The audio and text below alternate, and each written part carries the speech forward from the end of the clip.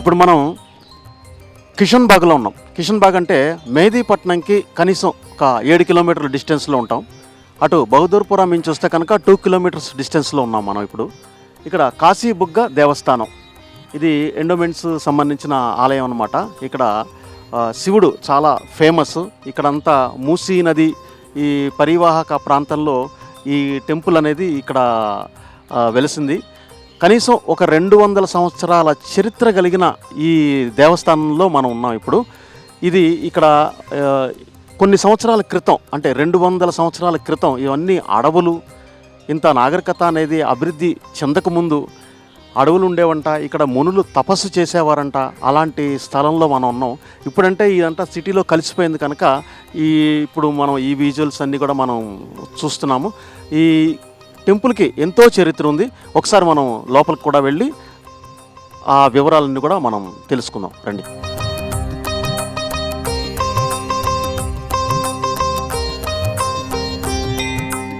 ఇప్పుడు మనం ఇక్కడ లోపలికి ఎంటర్ అయ్యాం మనం. ఇక్కడ వేప చెట్టు, అలాగే పెద్ద రావి చెట్టు, ఇవన్నీ కూడా ఇక్కడ ఉన్నాయి. ఈ చెట్లు చూస్తుంటేనే ఈ గుడి ఎంత పురాతనమైనదో మనకు అర్థమవుతుంది. 200 సంవత్సరాల చరిత్ర ఉంది. అంటే నిజామ్స్ కాలం నాటి టెంపుల్ ఇది.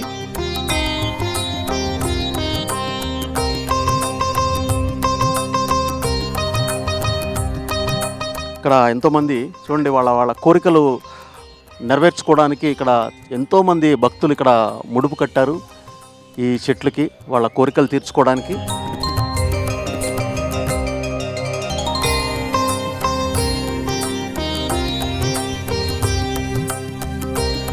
అలాగే ఈ బయట చూస్తే ఇక్కడ అమ్మవారు, విఘ్నేశ్వరుడు కూడా ఇక్కడ కొలువై ఉన్నారు.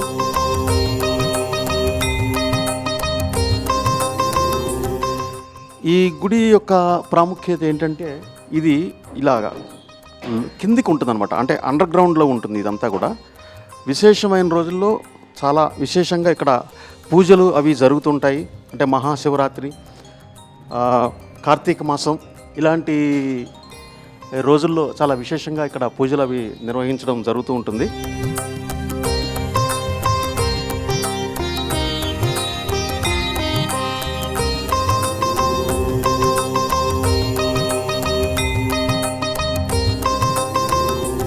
కాశీబుగ్గ దేవాలయంలోకి మనం ఇప్పుడు ఎంటర్ అవుతున్నాం.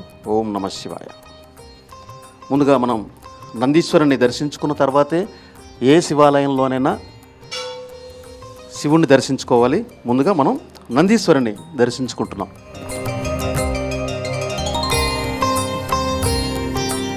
అలాగే ఇక్కడ చూస్తే మనకి ఈ శివలింగం ఉంది. ఈ శివలింగానికి నీళ్ళు అవి అలా పారుతూ ఉంటాయన్నమాట. ఆ నీళ్లు నిరంతరం అలా వస్తూనే ఉంటాయి.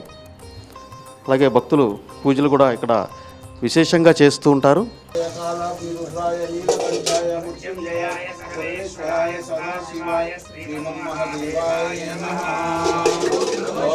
गणपते नमः। ओम नमः शिवाय। ओम गणपतिकाय नमः। ओम नमः शिवाय। गुरुवाय नमः। ओम नमः शिवाय। ओम शिवलिंगाय नमः। ओम नमः शिवाय। ओम हिरण्याय नमः। ओम नमः शिवाय।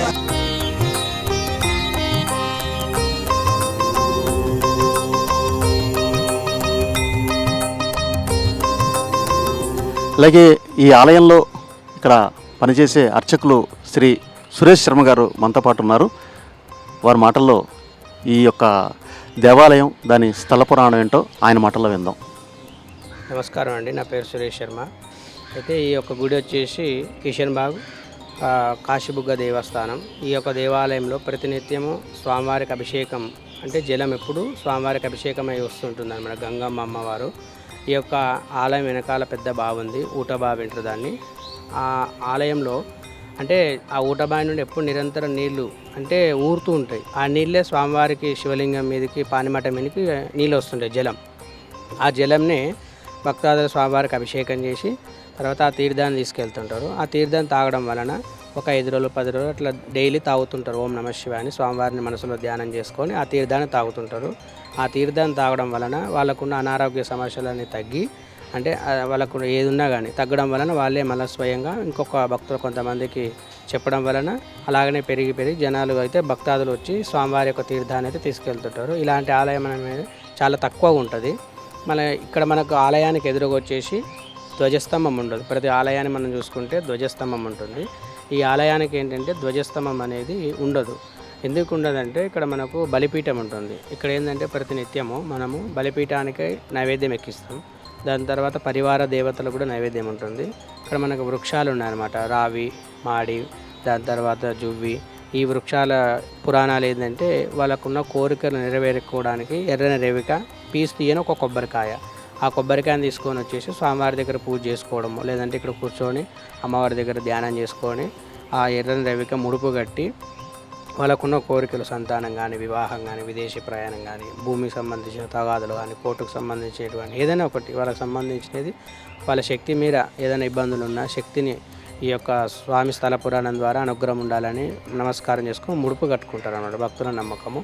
ఆ ముడుపు ఏంటంటే 3 నెలలు 4 నెలల దాని తర్వాత అట్లా తీసి మనం హోమంలో వేయడం కానీ, లేదనుకుంటే నీళ్ళల్లో కలపడం కానీ, లేదంటే కాల్చడం కానీ ఇట్లా మనకు ఆ విధంగా చేస్తుంటాము.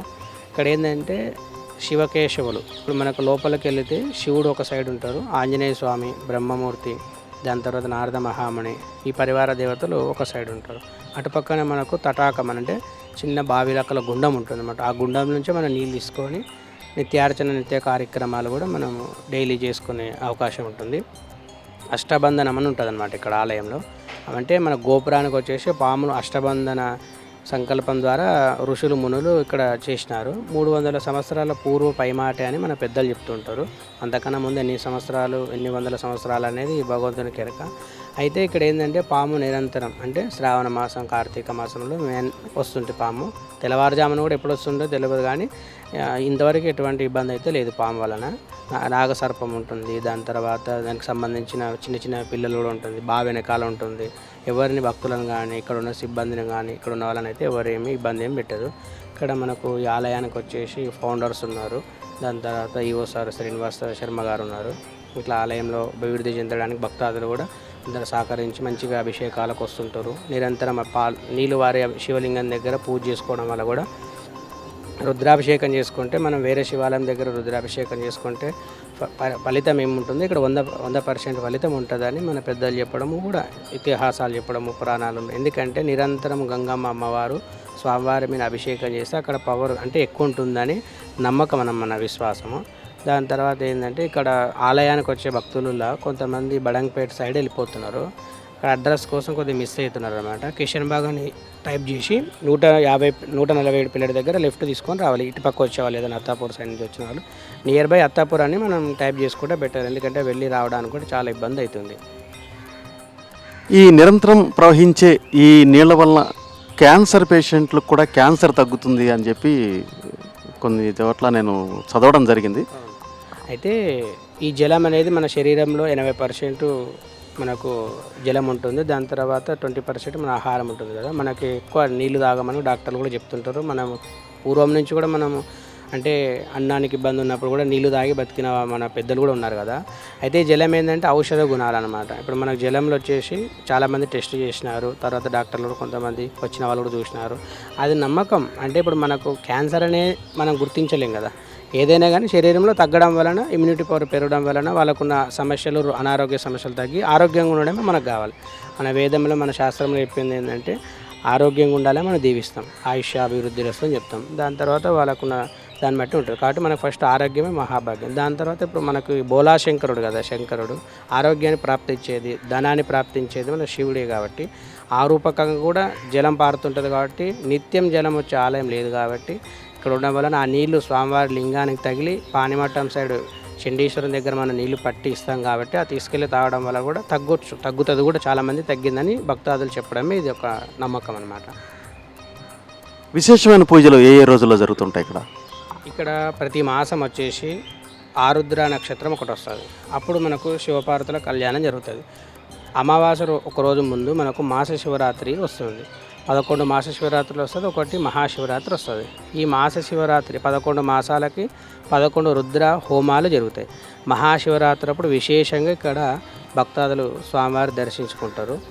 మనకు సోమవారం ఒకటి రుద్రాభిషేకాలు పెట్టుకోము, భక్తులకి ఓన్లీ అభిషేకాలు అర్చన చేసుకోవడానికే సమయం ఉంటుంది, భక్తాదులకు ఇబ్బంది లేకుండా ఉంటుంది. మిగతా రోజులలో రుద్రాభిషేకాలు మనం పెట్టుకుంటాం. శని ఆదివారాలు రుద్రాభిషేకాలు, ఎందుకంటే సెలవులు ఉంటుంది కాబట్టి భక్తాదులకి వాళ్ళు శనివారం రోజు మనకు ఆదివారం రోజు రుద్రాభిషేకాలు పెట్టుకుంటాం.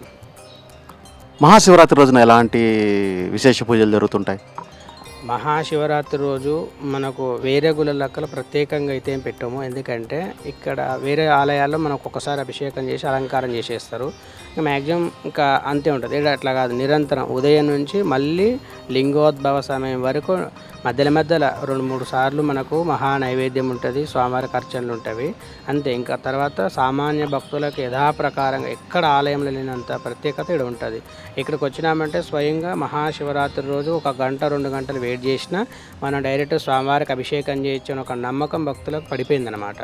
అట్లనే ఇక్కడ ఉన్న సిబ్బంది కానీ ఇక్కడ ఉన్న యువ సార్ కానీ అట్లనే మెయింటెనెన్స్ చేసుకుంటూ వచ్చినారు. అది స్వామివారి అనుగ్రహం అని వాళ్ళు కూడా భావిస్తారు, మనం కూడా భావించుకుంటాం. ధన్యవాదాలు. ఇది మనకి ఇక్కడ అర్చకులు శ్రీ సురేష్ శర్మ గారు మనకి వివరించారు ఈ యొక్క స్థల పురాణం గురించి ఏంటి.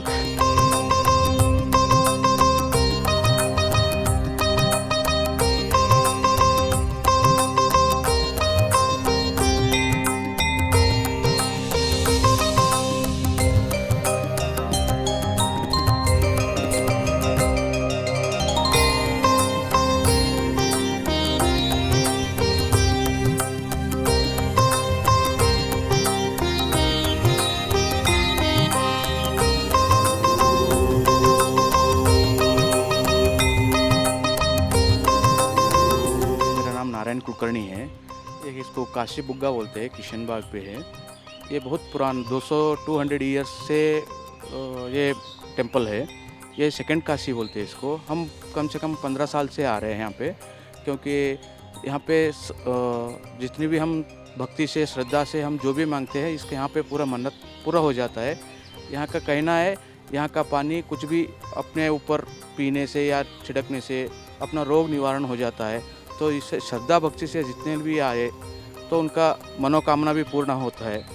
यही अपना भी हुआ अपने से भी, इसीलिए हम हर मंडे आते रहते हैं और बहुत सालों से आते हैं। काशी बुग्गा बहुत अच्छा है मंदिर, अपना पूरा मनोकामना पूरा हो गया। 2 बच्चे मेरे इधर ही हो गए।